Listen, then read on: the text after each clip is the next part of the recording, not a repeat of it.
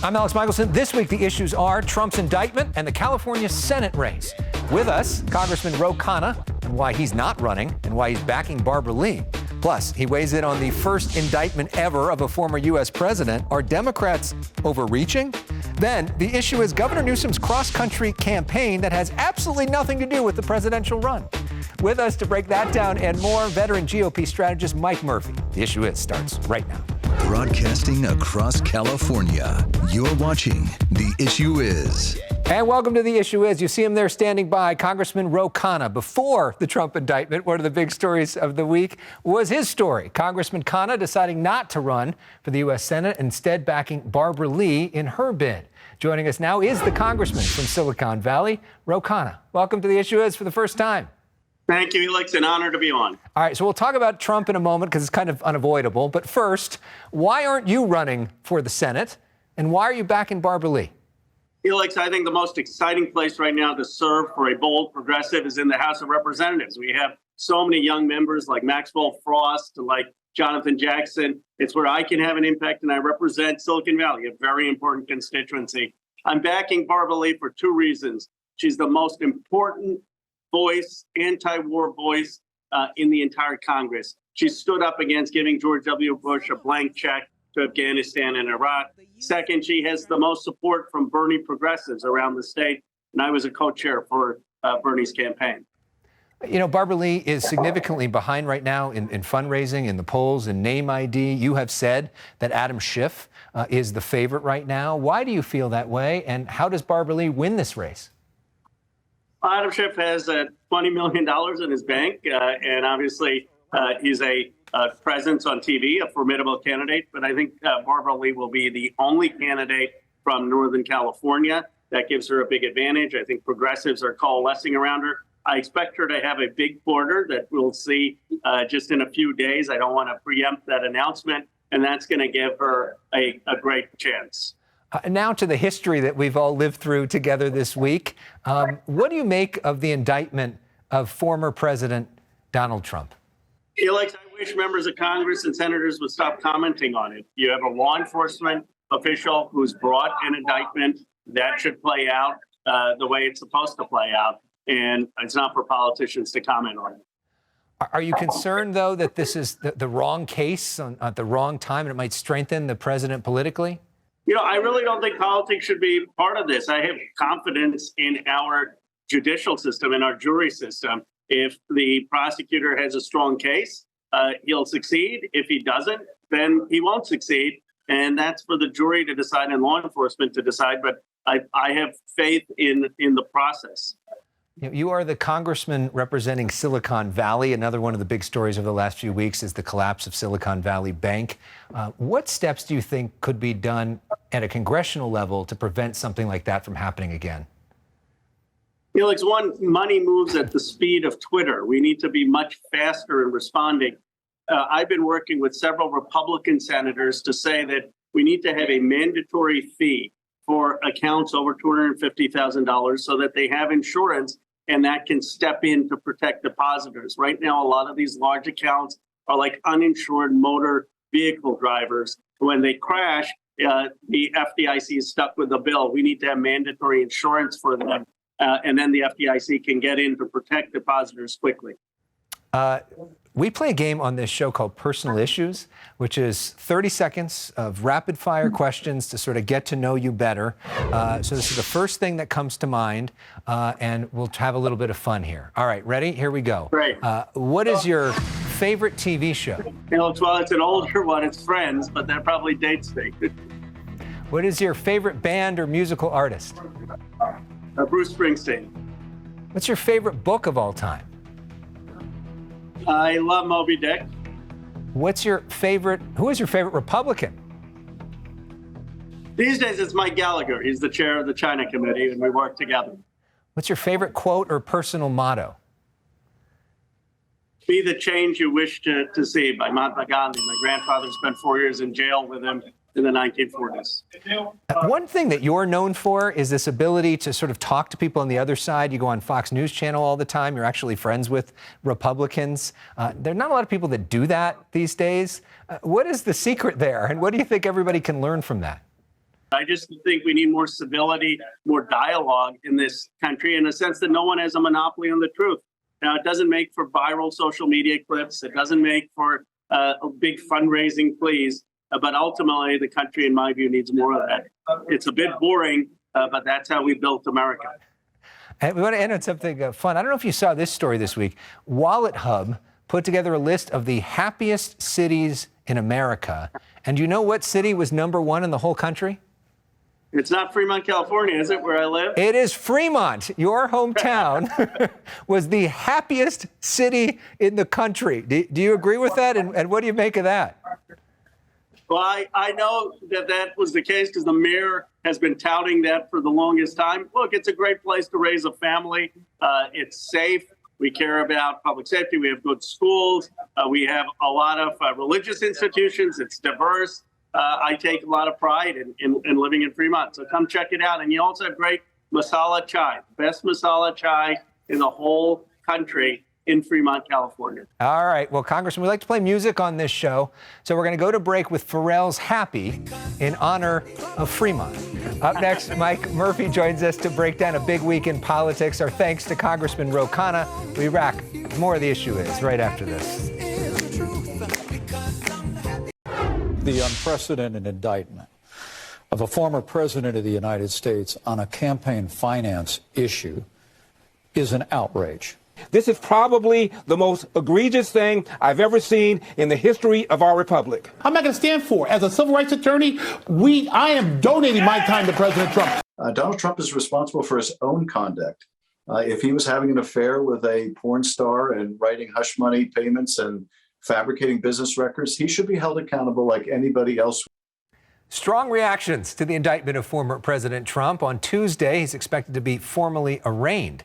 Joining us now to break it down is one of our all-time favorite guests. Mike Murphy is a longtime GOP strategist. He's worked for everybody, candidates like John McCain, Mitt Romney, Arnold Schwarzenegger. He's been a strategist for Republican voters against Trump, quite a week for them.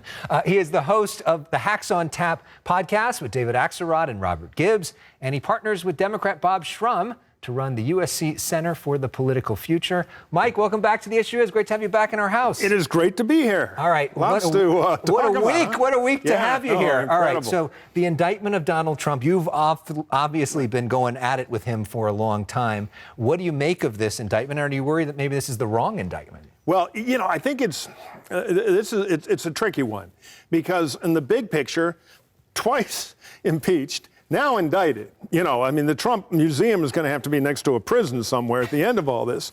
But politically speaking, and I'm a conservative Republican, but longtime anti-Trumper, there's a huge thing coming in Georgia, where he basically tried to force the election. There's a huge deal coming on January 6th, special prosecutor. This one is the weakest one. That doesn't mean it's bad. Ought to have the day in court, let the process work. But politically, it's the easiest to criticize because it is, compared to the other two things, this is like running a red light on the way to the bank robbery you're going to lead. And because it is an elected Democratic official making the move, not the feds, from a liberal city, it gives Republicans who are looking for a way to kind of, hide from Trump's primary voters something to talk about. Go ahead. And it's an elected Democratic official who ran on the concept of basically locking up Donald Trump, which doesn't help either, right? We always in politics have to think about what the street talk is, not the sophisticates. And the street talk among Republican primary voters is, wait a minute, when Bill Clinton had a sex scandal, nobody put him in handcuffs and indicted him. But, when Trump does it, as much as we may want to move on from Trump, the liberal DA of New York can hardly wait to lock him up. It's politics. Trump's been able to spin this very effectively over the years that they're not after me, they're after you. I'm the vessel for you. Our movement. Right? That's who they want to get. And all of the Republicans who are running against him had to come to his defense this week. What do you make of the way this impacts the 2024 race and the way you maybe would advise somebody running against him to handle this? It's been funny watching them all wiggle about it, varying degrees of wiggle, because privately, of course, they're all like, how do we get rid of this guy? But they're afraid of his voters. Now, before this happened, Trump was in a pretty strong decline. More than half the party wants to move on to somebody else. He was down to about a third of the primary vote. This has given him a big vitamin shot because it's easy to say they're attacking us, all the routine he does. So what they're trying to do, the people surviving in the primary at the early stages, we shouldn't overanalyze it. They're trying to say, oh, this is horribly political. I mean, the funniest one was DeSantis, who did the old, I don't know anything about paying off porn stars. I spent a lot of time in church myself, so you have to ask him. I don't swim in those gutters. But one thing I hate even more, Democrat, liberal, George Soros, left-handed prosecutor, you know. Right. They're all trying to skedaddle their way through it. But the thing to watch is not this week. It is when this stuff keeps building. That Trump fatigue in the party is big. And what I would advise somebody to say is, Trump did great things, time to take some of his issues, but it's time to move on because I'm tired of losing elections to Democrats, and we got to look ourselves in the mirror and Donald Trump no longer wins elections. Time to move on. I don't like liberal prosecutors. We got to let the system work because there's a lot of questions, and I think we need to put it all behind us, bring conservative government, defeat Joe Biden. And of course, privately, most Democrats believe that Donald Trump would be the easiest person to run against. Joe Biden this week asked about this, said no comment. Him trying to stay away from it. Even a lot of the Democrats kind of trying to stay away from this. How does this impact Biden? Well, it's a great question. Some cynical Democrats, when you say, hey, politically, you're giving Trump a softball, this weaker one going first. They're like, yes. You know, because I think they overestimate the, quote, backfire, which will be short term. The primary race really doesn't start till the end of this year in Iowa and New Hampshire. But all that aside, they're rooting for it because they're like, we're going to get the crazy Republicans to nominate the one guy we know Biden can beat. Because there are privately a lot of worries, fair or unfair, about Joe Biden's performance in a general election, because he's, you know, his Secret Service code name is going to be Jurassic Joe. You know, look, I'll give him credit for a lot of his accomplishments. He's actually been quite successful. Yeah. But in politics, perception is reality. I think that is a dangerous game, though, for Democrats, because the number one purpose of our politics ought to be to keep this monster out of the White House. So the idea you're going to too clever by half get him the nomination, then he's one click closer. Right. And anything can happen in a 50-50, there's only two people up for it sort of thing. He needs to be beat early and often. And your point about Jurassic Joe is that Joe Biden looks a whole lot older running against Ron DeSantis than he does running against Donald Trump, who's only a few years younger than him. In Republican focus groups, you'll hear it. Now, wait a minute. I love him. I love how he fights. But he's crazy. You know, they all look around. We're all Republicans here. We can talk, right? Yeah. He's crazy. Talking about Trump now. Yeah. And he's going to lose. And he's old. And if Biden's too old, why are we going with our old guy? You know, Trump's in real trouble. I don't think he's going to be the nominee. But he's going to get a little sugar high off this in the short term. But then we got more of these coming. The Georgia one, it's him leaning on a Republican elected conservative to fix the election. Yeah. Brad Raffensperger, to his great credit, said no. All right, well, up next, Governor Gavin Newsom is flying like an eagle from state to state that aren't named California. He's campaigning for democracy, he says. So what's really going on with this trip? Mike Murphy's going to break that down and talk about that big California Senate race. Stay with us. You're watching The Issue Is. Yeah, there's nothing subtle about that Newsom trip, is there? No, it's actually, that's the problem. Yeah. The problem in our country right now, authoritarian leaders who are so hell-bent on... Governor Gavin Newsom announced his campaign for democracy this week. He's traveling to Arkansas, Mississippi, Alabama, and Florida to start things off. He's raising money for these efforts as well. We're back with Republican strategist Mike Murphy, who once helped run Arnold Schwarzenegger's campaign for California governor. So the governor insists he has no interest, sub-zero interest, in ever running for president under any category. If you ask him about it, how many languages does he need to say? And yet he's going on a cross-country trip to all of these other states while California governor. What's that about? New Hampshire, he's never heard of it. Yeah. Where's that? Well, I saw the ad, and I thought the only thing missing was a cape. You know, as a Californian, I'll say, I'm glad that there are no problems here to deal with. The regional banking system has never been stronger. There are no layoffs in Northern California. Our economy, tech dependent, not going to take a revenue hit. Yet there's time to not run for president by running for president. You know, it's all a little Orwellian. And frankly, it's not subtle. I can tell you who noticed this ad. The Biden political team did. They're like, and I can tell you, I don't know for a fact, but I've been in that business. They're looking at like, what the hell is this guy trying to do? You know, we're teaching Joe how to play ping pong or something flashy, getting ready for the re-elect, showing vigor. And we got the youngest, prettiest Democratic governor in the country is up with, I don't know what the number was, like $8 or $10 million, and a media tour to not run for president. Not helpful. Essentially, it's the Biden backup plan. In case anything happens, Yeah. I'm already out there. I've already got money. I've already visited your state. Here I am, and everybody sees it that way. Attention, Democratic primary voters. I agree with you. They're bad. You know who I can't stand? Boy, that Hannity ticks me. I mean, it's pandering. When he sends Joe Biden a pair of roller skates and no helmet for Christmas, where no Operation President is really going forward. My guess is they'll get barked at a little and ridiculed because they're leading with their chin on this. He's got assets. He could be a credible Democratic presidential candidate. There's no need to kind of force feed the Democratic primary voters this stuff with such bad timing. In fairness to him, he does put in the ad images of Joe Biden and Kamala Harris and talks about the importance of supporting both of them, but not a lot of people are focusing on that. Okay, the biggest race in California next year likely is the U.S. Senate race. So far, we've got Adam Schiff versus Katie Porter versus Barbara Lee. We don't know if a Republican's going to jump in. We don't know if another big-name person is going to jump in. We just heard Ro Khanna say that he thinks Adam Schiff is the favorite while endorsing Barbara Lee. Who do you think is the favorite in this race? Well, I think a slight lead to Schiff, but it is wide open and primaries move late. I would look at it like this. California media market. Bunch of Democratic primary votes, and we'll talk about Repubs in a minute. Porter and Schiff are strong here. I've seen some private polling where Schiff's a little ahead, but it's early. So Northern California is going to be the jump ball. And I heard Representative Khanna's argument about Barbara Lee. I don't think she's going to have the dollars, the organization to really do it. The thing that I think is not being paid enough attention to about Northern California is Nancy Pelosi is all in for Schiff. They're going to put her on television. She's going to vet him. I'm not a big believer in endorsements, but in a Democratic primary up there, Pelosi, I'm much more interested in who her muscle than I would be in Barbara Lee or, frankly, Ro Khanna or any other kind of Tier B member of Congress. Katie Porter has what we say in show. She has an act. Angry populist. I mean, it's fun to watch right now. She's out there saying, Silicon Valley Bank, if only they listened to me. And if only they'd listened to Elizabeth Warren, my partner. They dropped a bill this week. That's good for her, that attention. On the other hand, Trump has an ad out, and Schiff is in it. Trump wants to fight a big battle with Schiff.